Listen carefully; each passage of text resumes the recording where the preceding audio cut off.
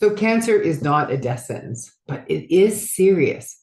And sometimes we get symptoms that we kind of go, no, that can't be it. No, that can't be it. No, that can't be it.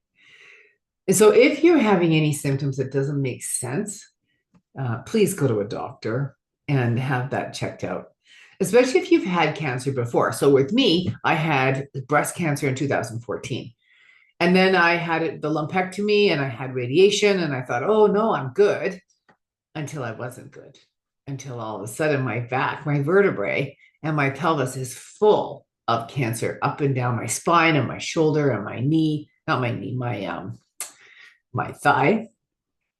And so I went through radiation of where I couldn't walk for like a couple months. Like it was pretty brutal. And so that was 2.5 years ago. That was when they told me I would have 2 years to live. So I told them off and fired her, actually. Um, and then I have today. So my last uh, test, the CA 15.3. And if you've had breast cancer in the past and you have pain, insist on getting that test done. It's a $35 test. And if you get it done, it will tell you where there is cancer in the blood. Is it absolute? No, it's not. But it is a line of defense that we have as breast cancer survivors, because breast cancer doesn't have to be just in the breast, it can be everywhere. So it moves. That's what called metastasize means, is it moves from where it was originally to someplace else. And for a long time, I didn't even understand what that meant. That's what that means.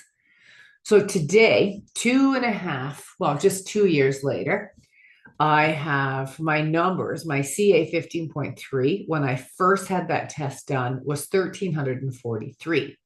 And then it went down to 69. And that was in August of last year.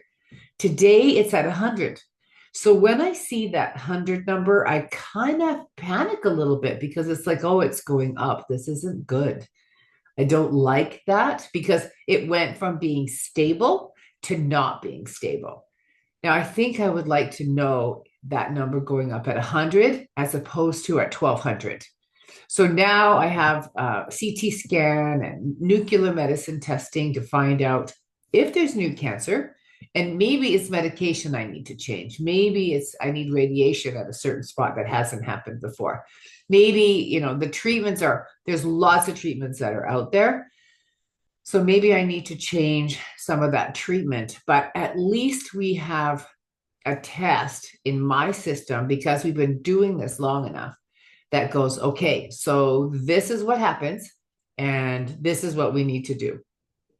I'm so grateful for the team of oncologists and nurse practitioners that are behind me, and the acupuncturists that I have in Vancouver. I'm very grateful for all of them, and of course, all of my friends and family who really do support and see me becoming no evidence of disease, because that is still what I see, no evidence of disease.